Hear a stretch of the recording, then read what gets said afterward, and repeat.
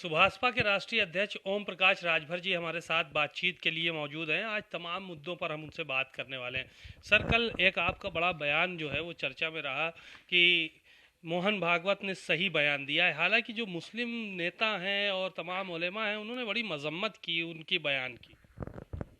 देखिए, संविधान बाबा साहब डॉक्टर अम्बेडकर जी ने जो संविधान लिखा है, सभी धर्म मजहब के लिए पहले पन्ने पर उन्होंने लिखा समता, स्वतंत्रता, बंधुत्व और न्याय पर आधारित भारतीय संविधान। तो फिर इसमें अन्याय, भय की जो चर्चा हो रही है, दहशत की जो चर्चा हो रही है, ये वो लोग करा रहे हैं जो मुसलमानों का सिर्फ वोट के लिए उपयोग करते हैं। अब जैसे Samajwadi party, Bahujan Samaj party, Congress party या अन्य जो भी पार्टियां हैं जो मुसलमानों के वोट के दम पे अपनी सियासत चमकाना चाहती हैं, चमकाई है। लेकिन वोट तो लेते हैं। 40 साल कांग्रेस ने शासन किया, 19 साल सपा बसपा ने शासन किया। लेकिन आप उठा के देखिए, आजादी के बाद नौकरियों में मुसलमान 38% था। इतना विकास कांग्रेस, इतना विकास सपा, इतना विकास बसपा, शेष तमाम मुसलमानों के विकास करने वाली पार्टियों ने इतना विकास किया कि 1% भी नौकरियों में नहीं है। अगर इस बात को, सच्चाई को कहिए तो लोग कहते हैं कि ये बीजेपी का समर्थन करते हैं। बीजेपी जब आपकी विरोधी है तो हम बीजेपी को क्यों कोसे? बीजेपी तो आपके दुश्मन बता रहे हैं लोग। तो फिर बीजेपी ने कुछ नहीं किया तो ये तीनों लोगों ने क्या किया? या जो समाज की रहनुमाई करने वाले लीडर हैं, जो वोट दिलाने वाले लोग हैं पार्टियों को, इन्होंने समाज को क्या दिया? अगर मोहन भागवत जी का बयान है कि जो भय है वो अमन चैन से जिए और किसी के बहकावे में आकर के किसी ऐसा बयान न दें जिससे कि उनका नुकसान हो, यही उनका कहने का तात्पर्य है। तो क्या बुरा कहा है? थोड़ा सॉफ्ट कॉर्नर जो है बीजेपी और आरएसएस के प्रति आपका नजर आ रहा है। इस तरह की चर्चा बहुत है मार्केट में कि अब ओम प्रकाश राजभर कहीं ना कहीं भारतीय जनता पार्टी के नजदीक आ रहे हैं। अच्छा, अगर हम ये बात कहें कि भारतीय जनता पार्टी ने मुसलमानों के लिए ना कुछ नहीं किया तो ये तो नाइंसाफी होगी ना।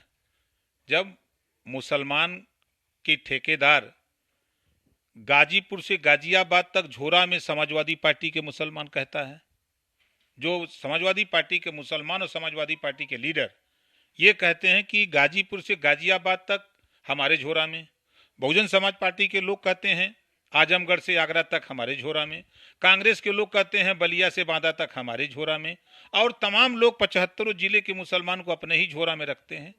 लेकिन जब उनके हक, हिस्सा, सम्मान देने की बात आती है, उनके दिल में जो भय है, नफरत है, उसको दूर करने की बात आती है, तब कोई कदम आगे नहीं बढ़ाता है।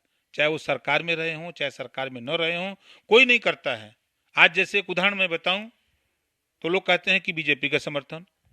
जब राम गोपाल जी के रिश्तेदार के ऊपर कार्रवाई होती है तब मुख्यमंत्री से मिलने चले जाते हैं। प्रमाण है ना।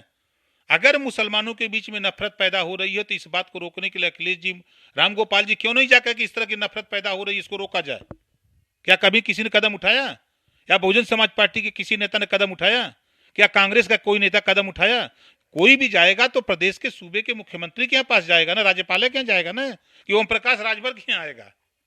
अगर इस बात को कहिए तो भाई समर्थन। चर्चा ये भी है कि अब कहीं ना कहीं भारतीय जनता पार्टी में आपका अब की जो है वो नया नंबर 2024 से पहले फिर मंत्री बनने जा रहे हैं। इस तरह की भी चर्चा जो है वो चल रही है। राजा को पता नहीं मुसहरा बन बांट लिए, हमको तो खुदे नहीं पता है, तो हम कैसे मान लें? हम तो 25 करोड़ आबादी में जो वंचित समाज है, जो हक हिस्सा नहीं पाया है, जिनको शिक्षा, स्वास्थ्य, रोजगार, नौकरी नहीं मिला है, जो भय के साए में जी रहे हैं, उनके बीच में जाकर के उनको अपने साथ जोड़ करके आने वाले दिनों में हमारी जो कोशिश हो रही है कि जातिवार जनगणना हो ताकि सबको बराबर हिस्सा मिले, जिसकी जितनी संख्या भारी उसकी उतनी हिस्सेदारी।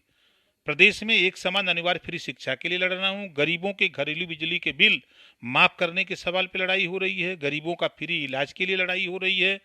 प्रदेश में गरीबों, जो गरीब कमजोर हैं, उसको रोजगार कैसे मिले, नौकरी कैसे मिले, इसके लिए हम लोग समाज को समझा रहे हैं कि अपने लिए लड़ो।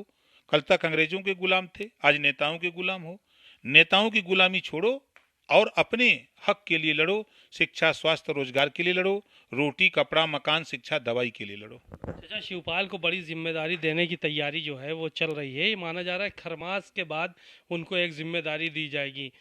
क्या कहेंगे इनकी, क्योंकि दोनों लोगों को, आपको, उनको दोनों को एक साथ स्वतंत्र किया गया था पहले चिट्ठी लिख के।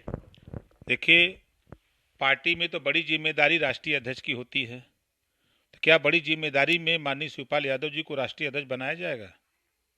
नहीं बनाया जाएगा। देख लीजिएगा, बड़ी जिम्मेदारी यही होगी कि आप अखिलेश को मुख्यमंत्री बनाने का काम करो और इससे ज़्यादा आपको कुछ नहीं करना है। ये काम समाजवादी पार्टी में उन्होंने किया है और वही काम उनको देने की तैयारी हो रही है। अच्छा, ये बताइए कि क्या अब की जो चुनाव होने वाले हैं 2024 के, उसमें किसी से गठबंधन की बात हो गई क्या फाइनल? क्योंकि भारतीय जनता पार्टी की तरफ झुकाव ज़्यादा नजर आ रहा है आपका। सबको कोसने लगे, अभी तक भाजपा को कोस रहे थे, अब सबको कोस रहे हैं, एक तरफ से भाजपा की तारीफ कर रहे हैं कहीं ना कहीं। हम कहाँ से जो भाजपा का कोई बात पूछिए तो बता दें। देखिए, गठबंधन, भारतीय जनता पार्टी 50 दलों को मिला के गठबंधन करके दिल्ली में सरकार, यूपी में भी 3 दलों की सरकार, बिहार में भी गठबंधन, सब जगह गठबंधन की सरकारें चल रही हैं।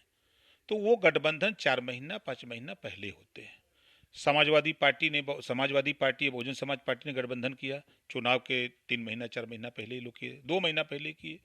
सपा कांग्रेस का गठबंधन चुनाव के 3 महीना 4 महीना पहले हुआ।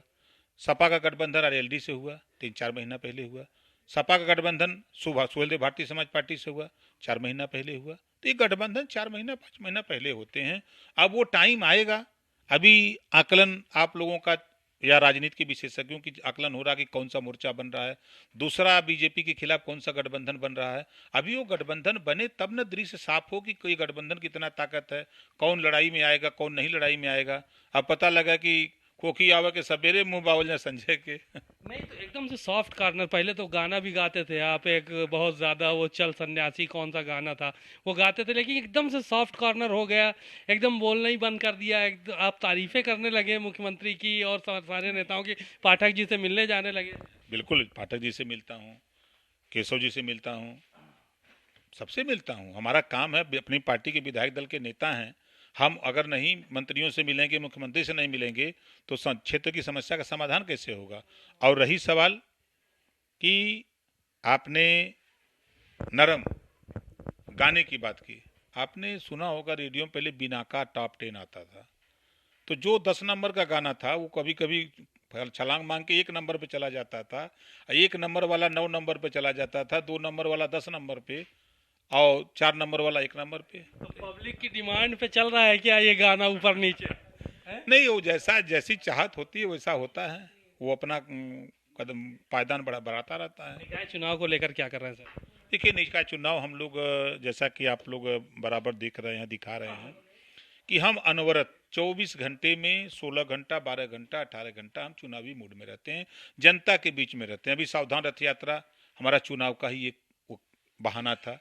अभी हम लोग महिला हक अधिकार महारैली मंडलवार कर रहे हैं। अभी आजमगढ़ में हम लोगों ने किया, मऊ में, फैजाबाद में, सुल्तानपुर किया, बस्ती मंडल में बस्ती किया, आपके गोरखपुर मंडल में गोरखपुर में 5 फरवरी को करने जा रहे हैं। तो हम ये चुनावी अपने मूड में हैं। भारतीय समाज पार्टी अकेले अपने दम पर निकाय चुनाव लड़ेगी। बातचीत के लिए शुक्रिया। ओम प्रकाश राजभर जी को सुना, उन्होंने तमाम बातें कही और साफ तौर पर यही कहा कि निकाय चुनाव वो अपने दम पर लड़ेंगे, और गठबंधन की बात अगर रही तो चुनाव से ठीक पहले गठबंधन हुआ करते हैं, उस बारे में विचार किया जाएगा। कैमरामैन आशीष के साथ सीमा नकवी, भारत समाचार, लखनऊ।